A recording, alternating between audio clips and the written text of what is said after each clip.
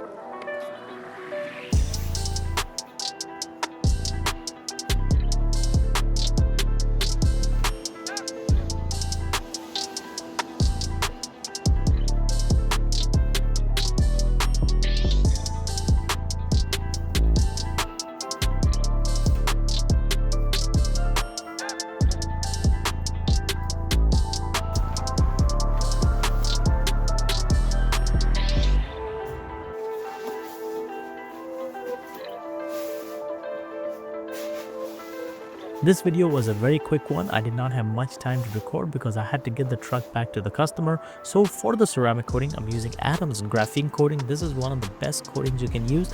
Like any other coating, you have to do proper maintenance to get the durability out of the coating. So make sure to maintain your ceramic coatings properly. I do have videos where I show how to do proper maintenance washes so that your ceramic coating has durability. And guys, if you enjoyed the video so far, make sure to like, comment, and if you are new to the channel, subscribe to the channel. If you are looking for any of the tools and the products that I use in the detail, they are all listed in the description down below. And guys, just like always, thanks for watching the video. I'll definitely see you on the next one.